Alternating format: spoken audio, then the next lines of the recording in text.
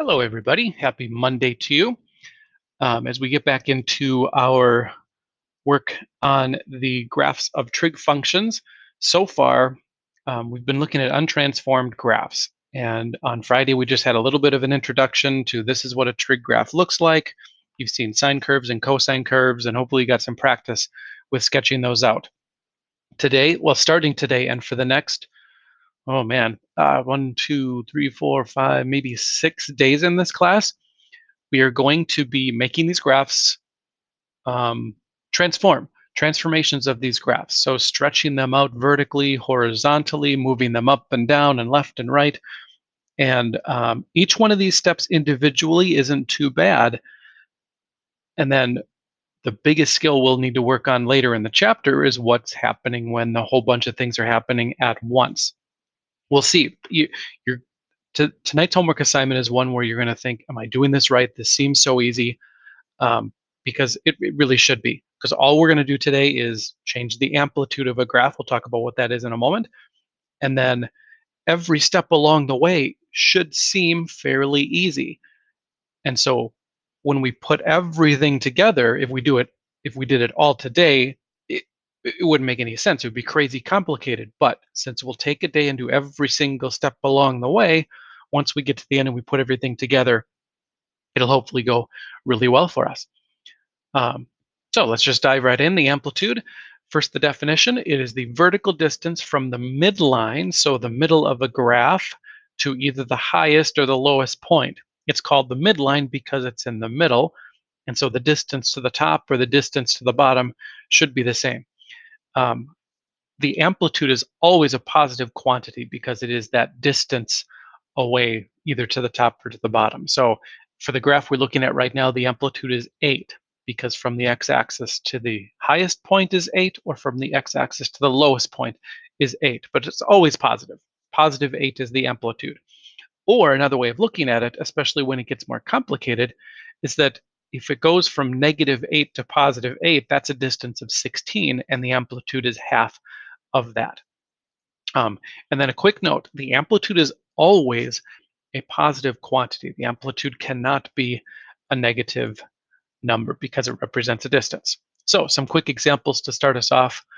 Right now, I look at this graph, it goes from -7 to +7, so that's a distance of 14. Half of that is 7. So the amplitude is equal to 7. Or you could say from the midline, from the x-axis to the top is 7 and to the bottom is 7. Next graph we look at, it looks like it's somewhere between 1 and 2 from the x-axis to the top. We'll call that probably about 1.5.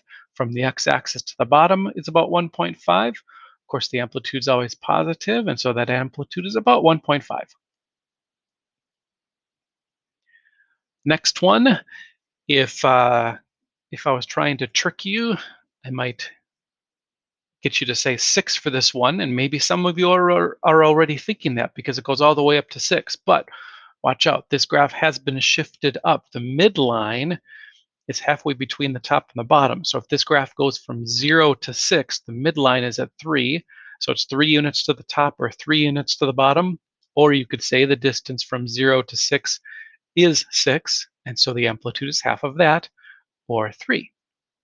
And then last example I've got here, definitely some shifting happening. It's moving, the midline is moved down from the x-axis, so it's a little bit tough to see exactly where that midline is between 1 and negative, or between -1 and -2.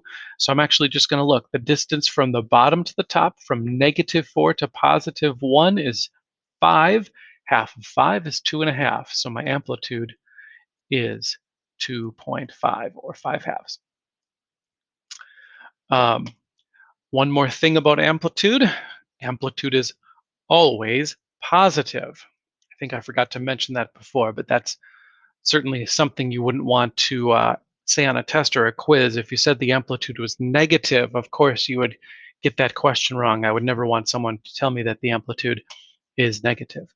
All right, so I would like to take a look and see what happens to the amplitude of a sine and cosine curve when we change the equation. So let's hop over to Desmos. All right. So in Desmos, I have a graph right now. You can see the graph over, or the equation over here on this side. I've got y equals something times sine of x, and I've got this thing called a slider attached to it so that I can change the value of that number. So right now it is y equals 4.6 times sine of x, and then it's y equals negative 4.4 times sine of x, and here it's y equals 7.4 times sine of x. So I can choose specifically a value for that number. Now I'm going to go with 4 as a nice even number, pardon the pun. And so when that number is 4, take a look at the amplitude. We're going from -4 to +4. The amplitude is 4. So A equals 4. 4 is the amplitude. If I make the value of A equal to 2, now my amplitude is 2. If I make this a cosine graph, we'll see similar behavior. Excuse me. If A is equal to 2, the amplitude is 2. If A is equal to, go all the way up to 10, I'm going to have to zoom out to see this. But when A is equal to 10, then the amplitude is 10. Now it's tempting at this point to say, sweet, that number is the amplitude. But don't forget, the amplitude can never be a negative number. So what happens when that number is a number that is less than 0? If A equals -7, what is the amplitude? Oh, and I can't see that quite well enough. Well, there I can see it's somewhere between 6 and 8. Of course, that is 7. But I just want to make sure that we're very clear on this. The amplitude of this graph, we're going from -7 up to +7. The amplitude is 7. Even though this equation is y equals -7 times cosine of x, of course, the amplitude can't be a negative number. So the amplitude is the absolute value of that number that is in front of it. And likewise, if I have a sine graph, same thing. The number in front, the coefficient on this equation is -7, but the amplitude of this graph, of course, is a +7. So what changes when I have a negative value? I'm going to make it a smaller negative value so we can zoom back in and see what this whole thing looks like. So what's the difference between having a -4 and a +4? The graph is -4 times sine of x. Graph is, whoops, +4 times sine of x. So here's what you got to keep in mind. For the regular sine curve, y equals sine of x. We knew that sine of 0 was 0, and sine of, notice here we've got radians on this one, because by the time I get to 3 point something here, we're at pi. It's crossing the axis at pi. And so at 0, the angle of 0, the sine value is 0, and this graph is increasing. The regular sine graph is increasing when I'll use the phrase it starts. Technically, it's not starting because it goes to negative values also, but I'm going to think of this as the start of this graph. Whereas if I have a negative number, a negative coefficient, of course, that affects the amplitude, but it also flips the graph upside down. Instead of increasing at 0, the graph is decreasing at 0. That's if it's a sine graph. If we have a cosine graph, then the difference between a positive and a negative coefficient goes like this. For, well, maybe let's go to a coefficient of 1. Here's just the regular cosine graph.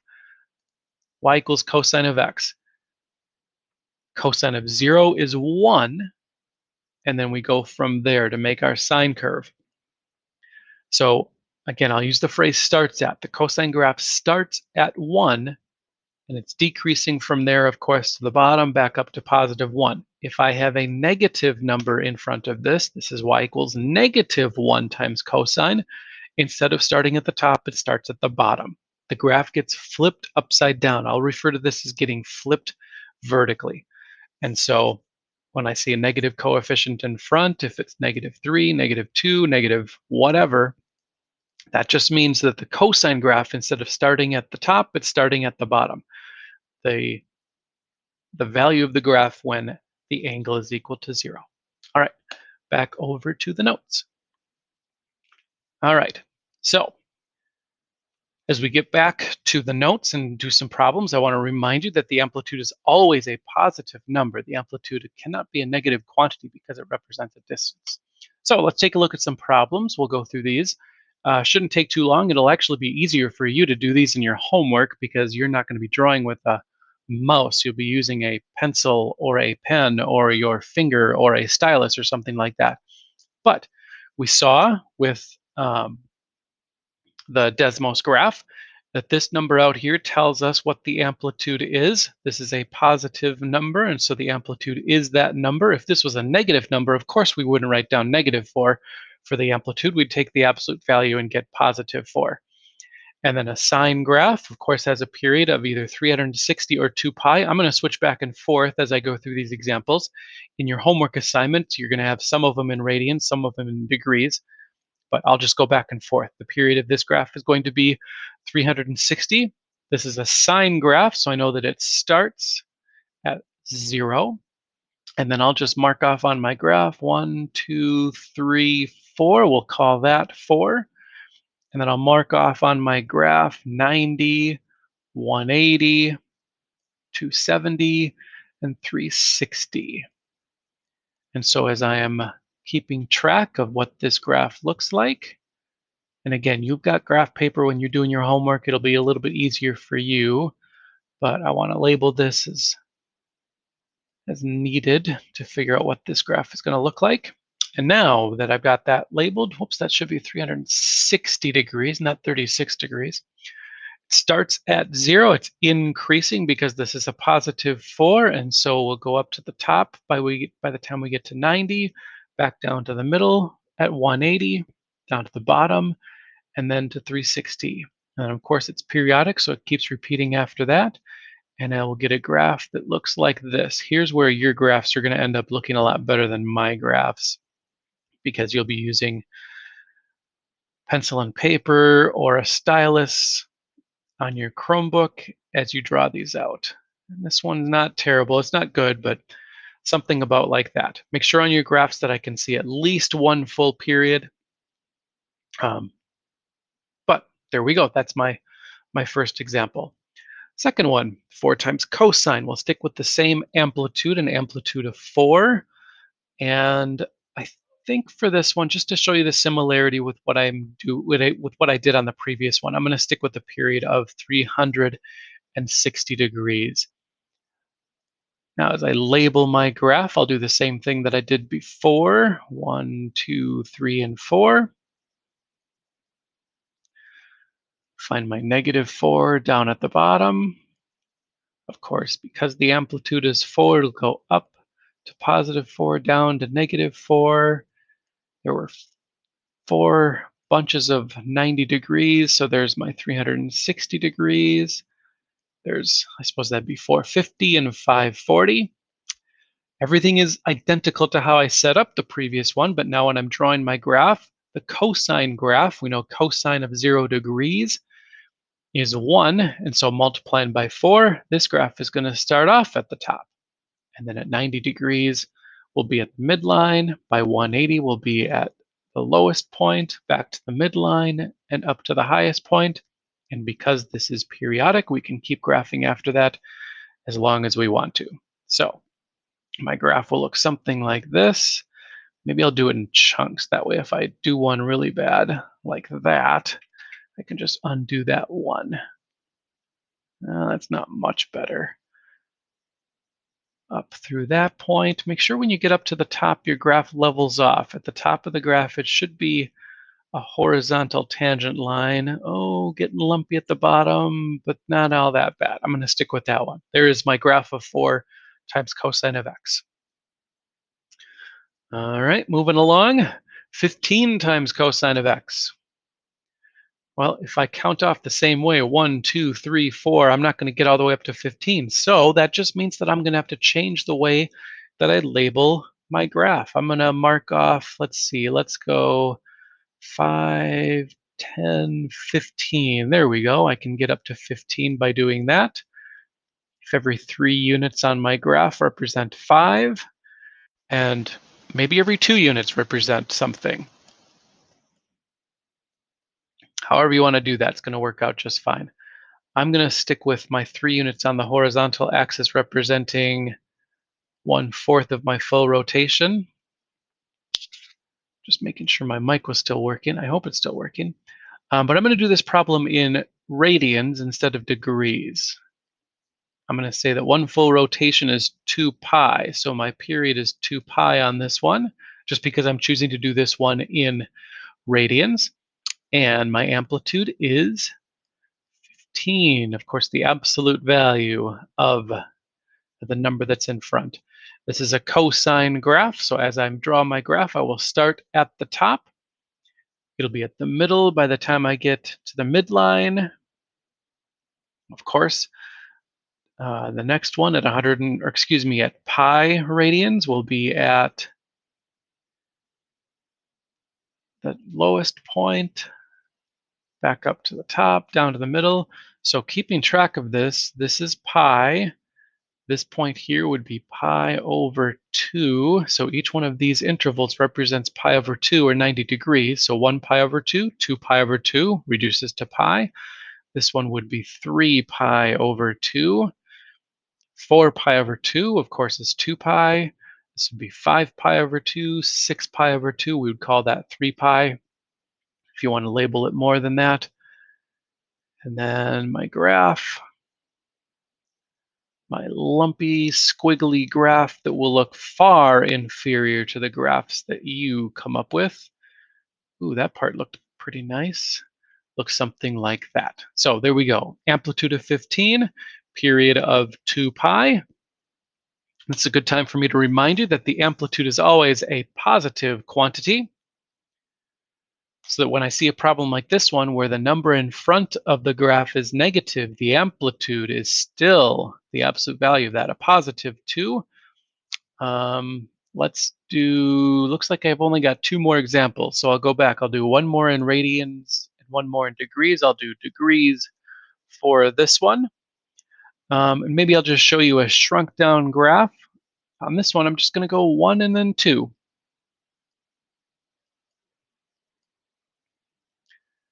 So up to positive 2, down to negative 2. And maybe I'll shrink down my graph a little bit. We'll go 90 degrees, 180 degrees, 270, and 360. This way I'll be able to see more than just one period of this graph. We'll get a better look at more of it. So 90, 180, 270. So this is 360. 1, 2, 3. This one would be 720 degrees. I'll get to see 2 full periods because of the way that I'm making my scale. Now, the difference between this and a regular sine graph is that because I have a negative coefficient in front, I know that it starts at 0, but instead of increasing at the start, it's going to be decreasing. So it's going to go down to negative, back up to the midline, up to the positive, midline, negative, midline, positive, midline, negative. So my sine graph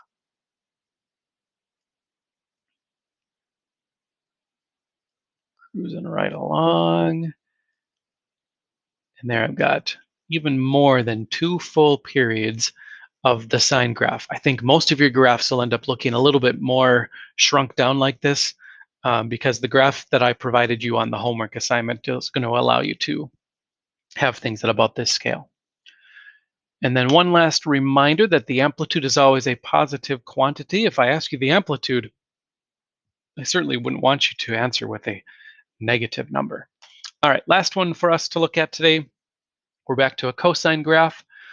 The absolute value of this term, the amplitude, is always a positive quantity. So that is positive 5, the absolute value of that number. And then a cosine graph is a period of 360 degrees or 2 pi radians. We'll go back to radians for this one. And then as I make my scale, let's go 1, 2, 3, 4, 5. Let's just put 5 up at the top of that one. We do have a lot of flexibility with how we draw the scale on these graphs. So there's a little bit of creativity to this, but then also if this was 50, of course, I'd have to be strategic in what my vertical scale was. But going up to 5 seems pretty good for me. I'm going to go back to marking every 3 of them. So that gets me, did I count that right? This one's pi over 2. This one is 2 pi. Half of 2 pi is 1 pi. That's enough of a scale. Well, no, I should probably put 3 pi over 2 on there also. So there's 3 pi over 2. Again, if you're a little bit hesitant with fractions, 1 pi over 2, 2 pi over 2, 3 pi over 2, 4 pi over 2. This would be 5 pi over 2, 6 pi over 2, but then simplify your fractions. All right, so last one for us to do, cosine graph. Normally cosine starts out at the top, but because it's been flipped upside down by that negative coefficient, this one will start at the bottom. But then we've got the same pattern of bottom, middle, top, middle, bottom, middle, top, middle, top. Oops, I goofed up when I was saying it. That's what I get for trying to talk and draw at the same time. But you get the pattern. To the bottom, to the middle, to the top. And again, your graphs, of course, will look much better than mine. But there we go. That's the examples. That's what you'll be doing in your homework. Tomorrow, we're going to take a look at what happens when the period does change. How do we change the period of a graph? So that's what you got to look forward to tomorrow. In the meantime, enjoy the homework assignment, and I will see you next time. Bye.